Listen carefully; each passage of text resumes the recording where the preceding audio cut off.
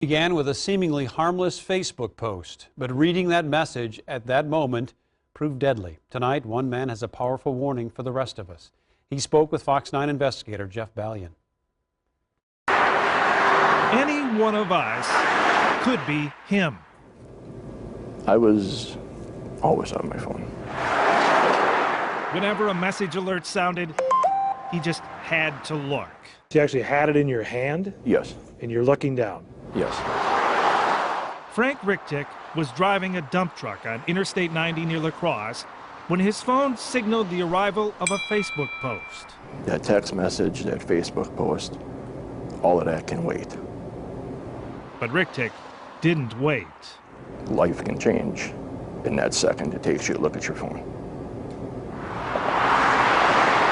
By the time his eyes returned to the road, an innocent life was destroyed. You know, I just wish I could go back and re-wake up that morning and not get into that truck. Traffic had stopped. His truck drove right over the top of the car in front. The two vehicles continued as one unit, smashing into others before coming to rest in the median and bursting into flames. And I seen there was something on fire, seen there was part of a car under the truck. Richtick, who is a volunteer firefighter and trained in first aid, says there was nothing he could do to help the young driver trapped in this horrific wreckage. Aloha, my name is Jason Songer. Jason Songer of La Crescent, Minnesota was just 29 and a newlywed. He and his wife Felicia had traveled the world together in search of adventure. He posted this YouTube video hoping to raise money to chase a dream. I'd like to go to school in Hawaii to fly helicopters commercially. The obituary in the paper described Jason's passions, a love of music, playing guitar.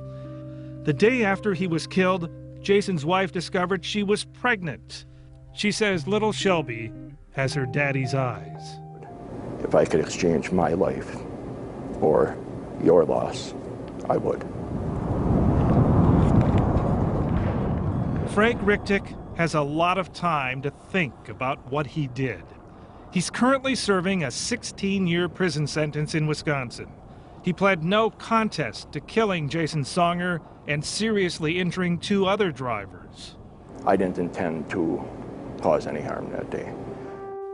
Two very preventable actions triggered this terrible crash. The night before it happened, Richtick got drunk. The next morning, when he glanced down to check Facebook on his phone, his blood alcohol level was still over 0.04. Which do you think was more responsible for the crash? I feel the cell phone and the inattentive driving was more responsible for the crash than anything. He traveled that stretch of road many times a day. It was boringly familiar. Traffic had always flowed freely. He was comfortable looking at his phone. And never thought there would be a problem. It's those things we don't expect that turn life upside down. In 2008, Frank and his wife Jill were out for an afternoon drive in their Dodge Dakota. They hit a patch of ice and spun into the path of another pickup. Jill was pronounced dead at the scene. And I pretty much resorted to drinking. The bottle was his escape from that pain. He made a living as a truck driver, but says he never drank on the job. He saved his binges for the end of the workday. So I was pretty much, guess what you'd say, a functioning drunk. He doesn't want your sympathy, just your attention. You drink, don't drive. And forget the phone. Keep your eyes on the road. It could easily be one of us, offering apologies to a wife and a little girl who will never know her father. And there's not a day that goes by that I don't think about what I did to you and what pain I have caused you. Jeff Ballion, Fox 9.